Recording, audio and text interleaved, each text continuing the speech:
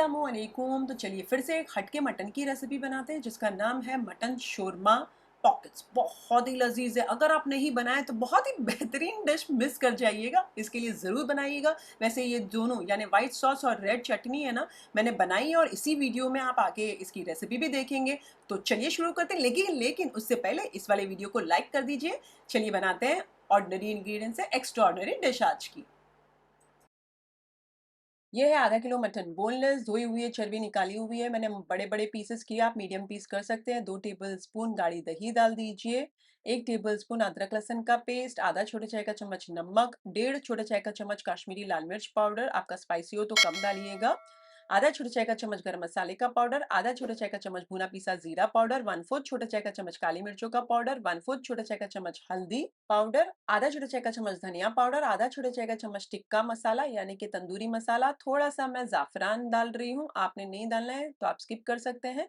आधे नींबू का रस, 1/4 कप से ज्यादा पानी है और आधे कप से कम है मेरा पानी जो मैंने अभी इस्तेमाल किया है। इसमें डाल दीजिए, बहुत अच्छे से मिक्स कर लीजिए और इसका कुकर का ढक्कन लगाकर फास्ट आंच पर एक सीटी खिला लीजिए। जब फास्ट आंच पर एक सीटी हो जाए तो मैं तकरीबन 8 से 10 मिनट तक स्लो आंच पे रखूंगी। मेरे यहाँ का गोश्त बहुत कौला है तो इतने में गल जाता है। आपके यहाँ समय लगे तो 12 से 15 मिनट रखिएगा या तब तक पकाएं जब तक गोश्त गल नहीं जाता। चलिए 10 मिनट हो चुकी है, देख लेते हैं। देख सकते हैं माशाल्लाह बढ़िया सा गल चुका है गोश्त। चूल्हा फास्ट आंच करके इसे ऑल्दोमोस्ट पानी सुखा लीजिए। अब मैं ऑल्दोमोस्ट इसके लिए कह रही हूँ कि थोड़ा सा पानी रहने देती हूँ। फ्राई पैन के अंदर 2-3 टेबल स्पून जितना मक्खन डाल दीजिए, वो पिघल जाए तो ये हमारा गोश्त है।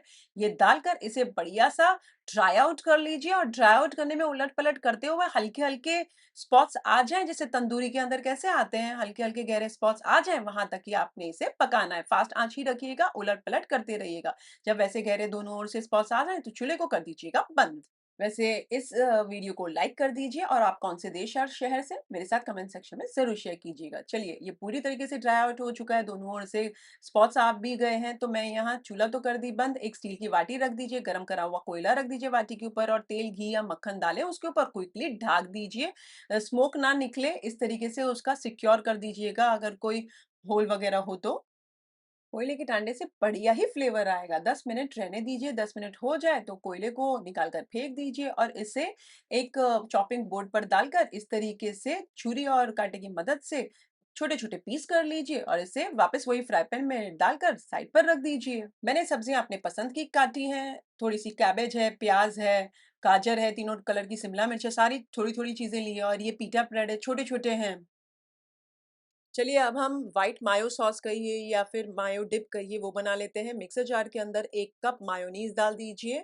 मैंने है ना तकरीबन आधा कप दही को छन्नी के ऊपर रख दिया था 15-20 मिनट, आधे घंटे पहले। तो आप देख सकते हैं इसका पानी कितना छूटा है। तो बढ़िया सी टाइप ऑफ हंकर्ड दही मिल गई। तो ये पूरी गाढ़ी दही मैं 1/4 कप डाल देती हूँ।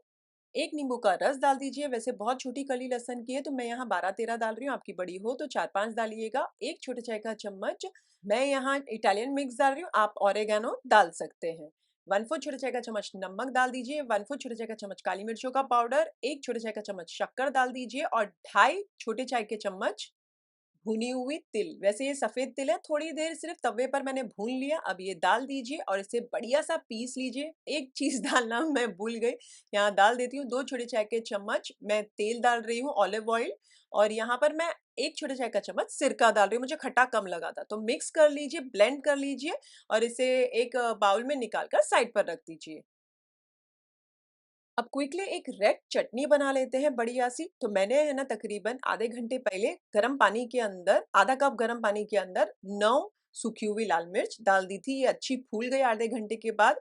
तो यहाँ पर मैं नितार कर एक बाउल यानी कि जार के अंदर डाल देती हूँ, मिक्सर जार के अंदर। ये जो पानी है इसे साइड पर रहने दीजिए, हम इसे इस्तेमाल करेंगे। तकरीबन 12 कली लहसुन की डाली मैंने, बहुत छोटी थी, आपकी बड़ी हो तो 3-4 डालिएगा। एक एकदम छोटी प्याज मोटी मोटी काट कर डाल दीजिए और इसके साथ साथ 1/4 छोटे चाय का चम्मच नमक, तकरीबन 1 छोटे चाय का चम्मच साबुत जीरा, 2 छोटे चाय का चम्मच सिरका, 1 छोटा चाय का चम्मच शक्कर, आधा छोटे चाय का चम्मच भरकर काश्मीरी लाल मिर्च पाउडर और 1/4 छोटे चाय का चम्मच धनिया पाउडर डालकर थोड़ा सा पानी डाल दीजिए। जो हमने साइड पर रखा था वही डाल दीजिए, जिसमें भिगा कर रखा था ना आपने, वो डालकर बहुत अच्छे से ब्लेंड कर लीजिए और ये देख सकते हैं बढ़िया सी चटनी बन चुकी है। इसे साइड पर रख दीजिए निकाल कर एक बाउल में। अब एक फ्राई पैन के अंदर 2-3 टेबलस्पून जितना मक्खन डाल दीजिए, मक्खन पिघल जाए, फास्ट आंच पर रखिएगा और ये पीटा ब्रेड्स हैं, ये डाल दीजिए और इसे अच्छे से दोनों ओर से ग्रिल कर लीजिए। जब बढ़िया सा दोनों ओर से ग्रिल हो जाए और थोड़े-थोड़े स्पॉट्स आने लगे लाइट गोल्डन ब्राउन जैसे, तो इन्हें निकाल कर साइड पर रख दीजिए।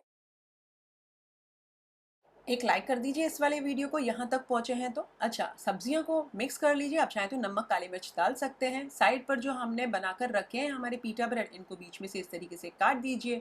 अब ये सब्जियाँ हैं, ये दोनों टाइप के सॉसेज़ हैं, व्हाइट वाला सॉस और रेड चटनी। अब हम आगे का प्रोसीजर करते हैं। ये एक लीजिए हमारा पीटा ब्रेड और इसके अंदर पॉकेट्स आपको दिख रही हैं, उसके अंदर जो हमारी रेड चिली चटनी जो बनाकर रखी है, उसे इस तरीके से दोनों ओर स्प्रेड आउट कर दीजिए ऐसे। हल्के हाथ से एहतियाती से कीजिएगा। उसके अंदर थोड़ा-सा व्हाइट सॉस डालें, जो मटन के पीसेस हमने साइड पर रखे हैं, वो डाल दीजिए और उसके बाद जो सब्जियाँ साइड पर रखी हैं, उसके ऊपर वो डालकर थोड़ी-सी इसके ऊपर फिर से जो हमारे मटन के पीसेस हैं, वो डाल दीजिए और उसके बाद एंड में जो व्हाइट सॉस और लाल वाली चटनी है, ऊपर से थोड़ा-थोड़ा डालें और ये बन गया हमारा मज़ेदार सा मटन शोरमा पॉकेट्स। बहुत ही लज़ीज़ है। इसी बात पर एक लाइक कर दीजिए इस वाले वीडियो को और आप कौन से देश और कौन से शहर से मेरे साथ कमेंट सेक्शन में ज़रूर शेयर कीजिएगा, मुझे जानना अच्छा लगता है। इसी तरीके से एक-एक लेते जाएँ, बनाते जाएँ और साइड पर रख दें। तो बढ़िया से सारे जब बन जाएँ तो इन्हें गरमा-गरम सर्व कीजिए। ये बन गए हमारे मटन पॉकेट्स शोरमा वाले। वैसे है ना मज़ेदार रेसिपी? लाइक कर दीजिए, फैमिली और फ्रेंड्स में इस वाली वीडियो की लिंक ज़रूर फॉरवर्ड कीजिएगा और इस रेसिपी में स्पाइस अपने स्वाद अनुसार डालिएगा। बहुत ही लज़ीज़ बनती है, डिफरेंट रेसिपी है। बढ़िया बनाएँ, बच्चों को खिलाएँ, अपनी फैमिली को भी खिलाएँ और एन्जॉय कीजिए। अगर आप बनाएँ ना तो कमेंट सेक्शन में मेरे साथ ज़रूर शेयर कीजिएगा। मुझे जानना बहुत अच्छा लगता है कि आपने बनाया है। आपके फीडबैक्स मुझे मोटिवेट करते हैं इसी तरीके से बढ़िया रेसिपीज़ बनाने के लिए। और हाँ, मेरे चैनल को सब्सक्राइब ज़रूर कीजिए इस तरीके से बढ़िया और डिफरेंट रेसिपी के लिए। टेक केयर, अल्लाह हाफ़िज़, बाय बाय, एन्जॉय।